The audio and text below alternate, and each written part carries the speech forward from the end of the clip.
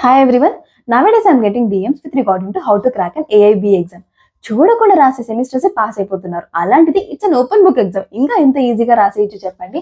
కొన్ని tricks follow అయిపోయారంటే ఈజీగా qualify అయిపోవచ్చు అనమాట. అవి ఏంటి అంటే మీ బేరెక్స్ ఖచ్చితంగా మీరే క్యారీ చేయండి. వాళ్ళని వీళ్ళని అడిగి అక్కడ రాసుకుందామంటే మాత్రం వాళ్ళ టైం వేస్ట్, మీ టైం వేస్ట్. కాబట్టి అలాంటి తప్పులు చేయకండి. అడ్వకేట్స్ యాక్ట్ కూడా తీసుకెళ్ళండి. మేము రాసినప్పుడు అయితే మాకు అడ్వకేట్స్ యాక్ట్ నుంచి కూడా క్వశ్చన్స్ అడిగారు. ఇవ్వకపోతే తిట్టుకోకండి.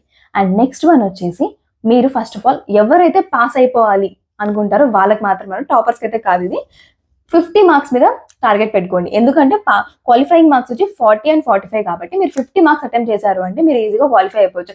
100కి 100 అటెంప్ట్ చేసినంత మాత్రాన మీకు గోల్డ్ మెడల్ ఇచ్చారు, సర్టిఫికేట్ ఇచ్చారు, పేపర్లో వేసారు.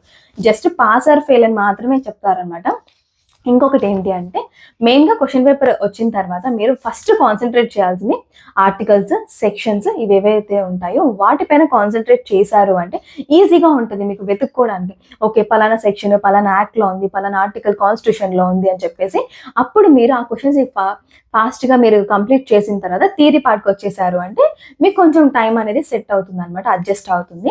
సో ఇవన్నీ కనుక మీరు ఫాలో అయిపోయారంటే ఖచ్చితంగా హ్యాపీగా మీరు ఏబీ ఈజీగా క్రాక్ చేసేయచ్చు.